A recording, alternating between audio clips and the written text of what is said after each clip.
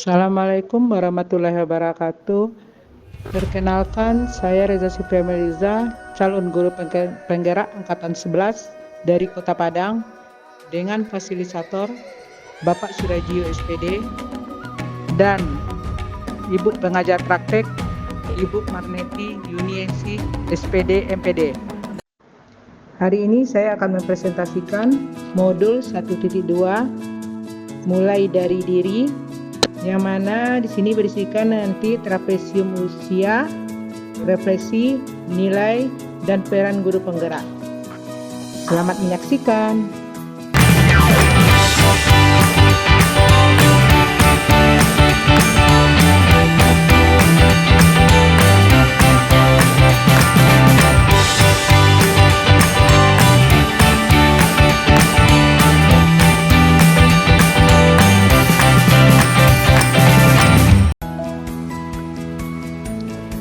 Perjalanan pada usia sekolah. Saya lahir pada tanggal 22 Mei 1980. Pada usia 5 tahun saya sudah masuk sekolah TK. 6 tahun saya baru masuk sekolah SD. Pada saat usia 7 tahun itu merupakan hal yang positif dalam hidup saya, karena saya berhasil memiliki nilai yang tinggi sehingga saya tak perlu duduk di kelas 2.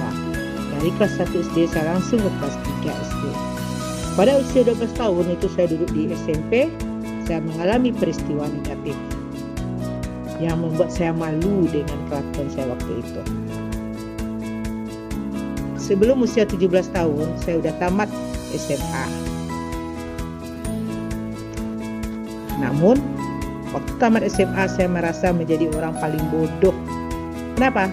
Karena saya nggak bisa mengerjakan segala sesuatunya, sehingga saya bertekad waktu itu untuk melakukan kegiatan di rumah saja. Pada usia 22 tahun saya sudah menyelesaikan D3 saya.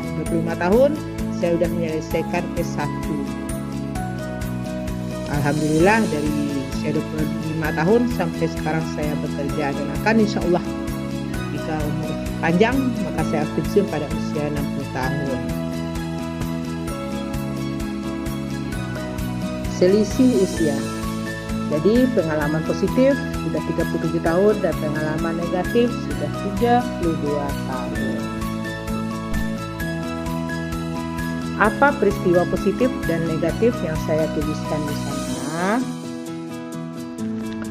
Peristiwa positif terdapat pada usia sekolah, yaitu ketika saya di sekolah dasar. Alhamdulillah saya mendapat nilai yang bagus selama duduk di kelas 1, sehingga membuat saya langsung duduk di kelas 3 tanpa harus duduk di kelas 2. Bagi siswa yang memiliki nilai biasa saja, maka akan naik satu tingkat, yaitu duduk di kelas 2. Suatu kebanggaan bagi saya, karena saya hanya 5 tahun duduk di sekolah dasar. Namun walaupun demikian, kami tetap berteman dan menghargai satu sama lain. Peristiwa negatif. Ketika saya bersekolah di SMP, ada suatu hal yang membuat saya sangat malu sekali. Waktu itu musim libur sekolah. Papa menggunakan media Roger untuk berkomunikasi, sehingga hal itu menarik perhatian saya. Alat itu saya gunakan untuk berkenalan dengan teman-teman lewat media udara, sehingga hal tersebut sampai kami bicarakan di sekolah. Pada saat proses pembelajaran, kebetulan pelajaran waktu itu adalah PPKN. Wow, pelajaran tentang moral. Saya dengan teman langsung diproses oleh guru PPKN ke kantor, sehingga bapak tersebut memberikan panggilan terhadap orang tua saya. Pada saat itu orang tua saya ke sekolah, semua memandang dengan sinis, seakan saya termasuk anak yang paling bodoh dan nakal di sekolah. Orang tua menjadi malu karenanya. Tetapi pada saat penerimaan rapor, saya terpanggil ke depan lapangan karena saya termasuk juara kelas, sehingga semua pandangan berubah kepada saya. Selain saya, siapa lagi yang terlibat dalam masing-masing peristiwa tersebut? Yang terlibat pada peristiwa itu teman satu kelas saya, guru, orang tua, dan komunitas sekolah. Dampak emosi apa saja yang saya rasakan hingga sekarang? Pada pengalaman positif, bahagia itu pasti atas keberhasilan yang saya raih. Dan motivasi untuk menggapai cita-cita. Lebih bersemangat dalam belajar dan selalu bersyukur atas anugerah yang telah diberikan oleh Allah kepada kita. Kagum kepada guru-guru hebat yang telah memberikan banyak ilmunya. Pengalaman negatif, saya memiliki perasaan yang malu dengan diri sendiri.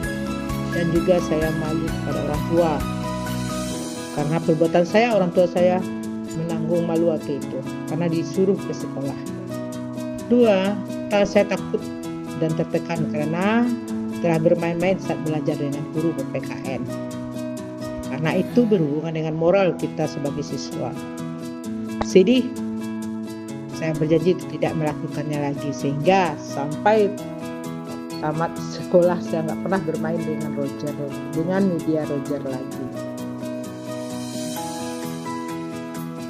Mengapa momen yang terjadi di masa sekolah masih dapat saya rasakan dan masih dapat mempengaruhi diri saya di masa sekarang? Momen yang terjadi di masa sekolah masih dapat saya rasakan dan masih mempengaruhi diri saya di masa sekarang. Karena peristiwa tersebut tidak akan dapat terlupakan dalam ingatan kita. Dalam setiap peristiwa yang terjadi akan dapat kita ambil hikmahnya. Peristiwa positif memberikan dorongan bagi kita untuk selalu berbuat yang baik dan membanggakan orang tua. Peristiwa negatif memberikan efek jera bagi kita sehingga membuat kita untuk selalu berhati-hati dalam bertindak.